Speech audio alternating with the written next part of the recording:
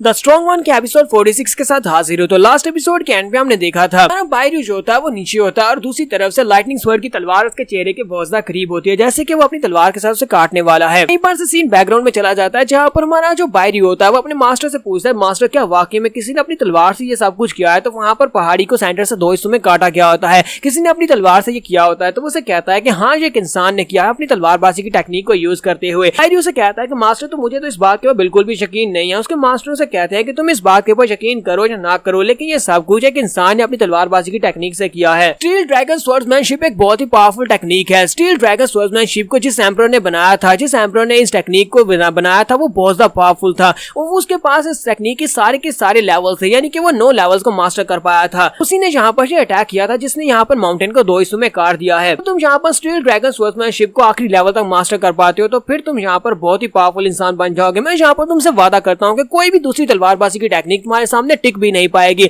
तुम अपनी तलवारबाजी की टेक्निक से उसको बड़ी आसानी से हरा सकते हो। साथ ही कुछ महीनों के बाद का सीन दिखाते हैं कि उसके मास्टर उसके ऊपर बहुत ज्यादा गुस्सा करते हैं, उसे गालियां दे रहे होते हैं और कहते हैं कि ये तुम क्या कर रहे हो? मैंने तुम्हें क्या बताया था कि स्टील ड्रैगन स्वॉर्ड्समैनशिप जो है ये एक सिंगल एज वाली तलवार को यूज किया जाता है, जिसकी वजह से इसे 2 हाथों में पकड़ा जाता है, लेकिन तुम इसको सिंगल हाथ में क्यों इस्तेमाल कर रहे हो? क्या तुम्हें मैंने सिखाया नहीं था? लगता है कि मैंने तुम्हें सिखाने में कोई बहुत बड़ी गलती कर दी जिसकी वजह से तुम यहाँ पर ये हरकत कर रहे हो। उसे कहता है कि नहीं मास्टर, मैं जानबूझकर इसको इस तरह यूज करता हूँ, मैं एक हाथ के साथ इसको प्रैक्टिस करता हूँ। मास्टर अगर मैं यहाँ पर अपनी तलवार को 2 हाथों से पकड़ूंगा तो फिर मेरी मूवमेंट्स बिल्कुल फ्री नहीं रहेगी, मुझे यहाँ पर हरकत करने में बहुत ज्यादा दिक्कत होगी, तो इसी वजह से मैं अपनी तलवार को एक हाथ में पकड़ता हूँ। मुझे लगता है कि मैं स्टील ड्रैगन स्वॉर्ड्समैनशिप के बारे में काफी कुछ सीख चुका हूँ। तो उसके मास्टर से कहते हैं बकवास बंद करो, तुम यहाँ पर अभी तक स्टील ड्रैगन स्वॉर्ड्समैनशिप के बारे में कुछ भी नहीं सीखे। अगर तुम्हें यहाँ पर ये नहीं पता कि तलवार को 2 हाथों से पकड़ना है या एक हाथ से पकड़ना है तो मुझे लगता है कि तुमने अभी तक इस तलवार को नहीं सीखा। और साथ ही उसके मास्टर जो होते हैं ऊपर की तरफ जंप करते हैं, अपनी तलवार को यूज करते हुए स्टील ड्रैगन स्वॉर्ड्समैनशिप की टेक्निक को यूज करते हुए सामने एक पहाड़ी के ऊपर अटैक करते हैं और उस पहाड़ी को सेंटर से 2 हिस्सों में काट देते हैं। और बायरू भी इस बात से काफी ज्यादा हैरान होते हैं। तो उसके मास्टर ने यहाँ पर 2 हाथों को यूज करते हुए तलवार का अटैक किया था, लेकिन बायरू अभी तक सिर्फ और सिर्फ एक ही हाथ से तलवार को यूज कर रहा था।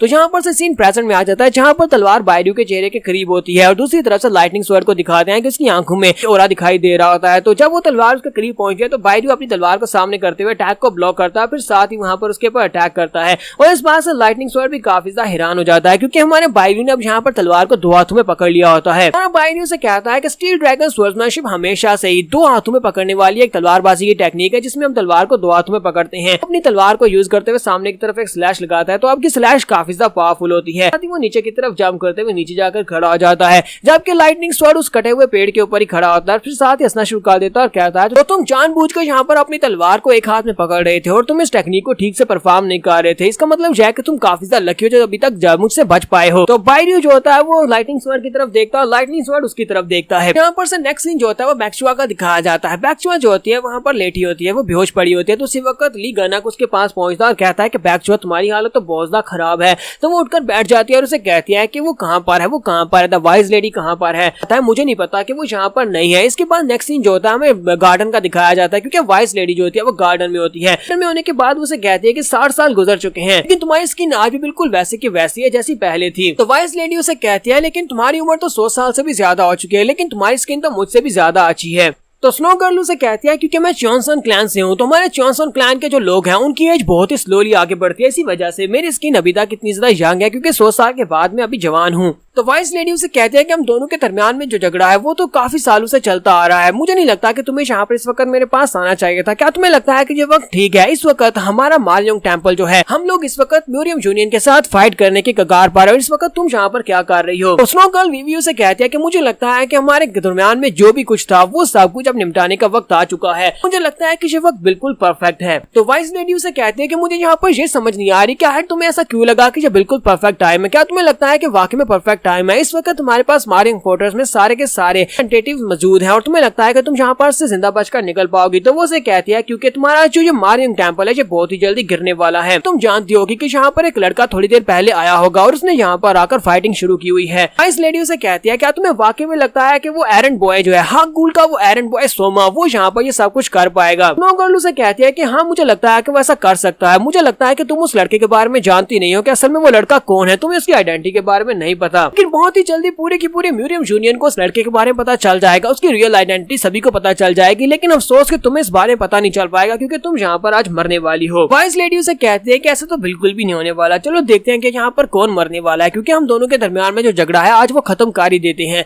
और इसी के साथ एक रोज पेटल जो कि थोड़ी देर पहले हमारी वीवी के चेहरे पर लगी थी, वहां पर वो एक ब्लेड होता है जिसकी वजह से वीवी के चेहरे के ऊपर कट लग जाता है। तो वीवी अपनी पावर्स को यूज करते हुए अपने चेहरे को हील करती है और कहती है कि तुम तो यहाँ पर हर किस्म के ब्लेड को यूज करना सीख गई हो, मुझे ये बताओ कि तुम्हारी वो ड्रैगन स्केल व्हिप कहाँ पर है, साथ ही तुम यहाँ पर अपनी उन कनिंग नीडल्स को भी यूज करने वाली हो। तो वो उसे कहती है कि हाँ मैं यहाँ पर नीडल्स को यूज करने वाली हूँ। इस बात से क्या मतलब है कि वो कनिंग नीडल्स, हाँ तुम्हें अच्छी तरह से पता है कि वही तो मेरी पावर है। और इसी के साथ ही वो अपनी नीडल्स को रिलीज करती है। वो सारी नीडल्स होती है वो थ्रेड्स की तरह होती है और आकर हमारी वीवी की बॉडी के अंदर पियर्स हो जाती है, वो उसकी पूरी बॉडी के आर पार हो जाती है। वो यहाँ पर नीडल्स टेक्निक को यूज कर रही होती है जिसके साथ साथ ड्रैगन सिल्क लगा हुआ है। तो वो वीवी की पूरी बॉडी को वहाँ पर सिल्क के अंदर बाइंड कर लेती है और उसे कहती है कि मुझे बताओ तुम्हें कैसा लग रहा है, क्या मैं यहाँ पर तुम्हें अपनी बड़ी बहन कह सकती हूँ, क्योंकि तुम यहाँ पर बिल्कुल मेरी बड़ी बहन की तरह ही हो। वाइस लेडी उसे कहते हैं कि तुम्हारे मूवमेंट्स बहुत ज्यादा स्लो हो चुकी हैं, लगता है कि तुम बुढ़ी हो गई हो जिसकी वजह से तुम्हारी मूवमेंट्स इतनी ज्यादा स्लो हुई हैं। वीवी उसे कहते हैं कि तुम यहाँ पर सिर्फ और सिर्फ दिन में सपने देख रही हो, क्या तुम्हें लगता है कि मेरी मूवमेंट स्लो हो गई हैं। और इसी के साथ ही वो अपने चेहरे के अंदर से नीडल को बाहर निकालती है। इसी के साथ ही उसका दूसरा क्लोन जो होता है पीछे वाली साइड के ऊपर से वाइस लेडी के ऊपर अटैक करने के लिए आगे बढ़ता है। वो उसके ऊपर अटैक करता है, उसका हाथ जो होता है वो खून के साथ रंगा होता है क्योंकि उसने उसके ऊपर अटैक किया होता है।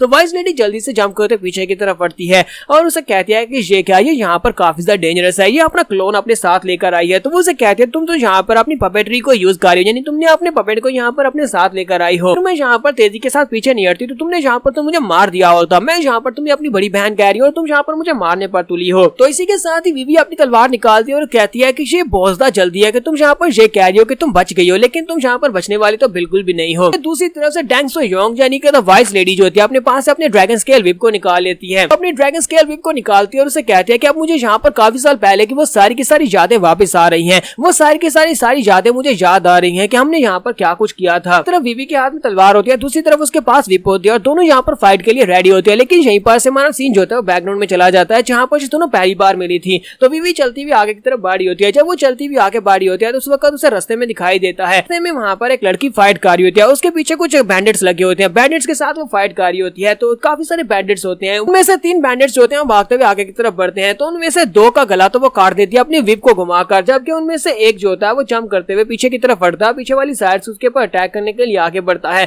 लेकिन इसी के साथ उसकी बॉडी के अंदर एक क्रिस्टल आर पार हो जाता है। वीवी उसकी मदद करती है तो वो वहां से गुजर कर जा रही होती है। तो वो उसे कहती है कि मुझे तुम्हारी मदद की जरूरत नहीं थी। तो वीवी उसे कहती है कि हाँ मैं भी यहाँ पर कोई खुश नहीं हूँ तुम्हारी मदद करके, बस यहाँ से चली जाओ, तुम अपने रास्ते जाओ, मैं अपने रास्ते जाने वाली हूँ। लेकिन डैंग सो शैंग जो होती है उसका पीछा करती है और उसके बाद वो उसकी केव में चली जाती है जहाँ पर उसको वो खाना देती है। डैंग सो योंग उसे कहती है कि मैंने सुना है कि यहाँ पर इन माउंटेन्स के अंदर एक चुड़ैल रहती है जिसके बाल जो है वो बहुत ज्यादा सफेद है, आइस विच भी कहते हैं क्योंकि वो आइस की पावर्स को यूज करती है और किसी को भी फ्रीज करके मार सकती है। तुम तो बिल्कुल भी वैसी दिखाई नहीं देती। तो वीवी उसे कहते हैं कि मुझे लगता है कि तुम्हें इन बातों के ऊपर विश्वास नहीं करना चाहिए जो कि ऐसे फैलाई जाती हैं। तो वो उसे कहते हैं मुझे भी ऐसा ही लगता है। फिर साथ ही उसे अपना नाम बताती है, तो वीवी उसे अपना नाम बताती है। तो यहाँ पर इन दोनों के दरमियान में दोस्ती हो जाती है। तो इसके बाद आगे क्या होगा ये हम लोग नेक्स्ट एपिसोड में देखेंगे। एपिसोड की एक्सप्लेनेशन अच्छी लगी हो तो कमेंट करके जरूर बताइएगा। चैनल को सब्सक्राइब कर दे, वीडियो को लाइक और शेयर कर दे। शुक्रिया।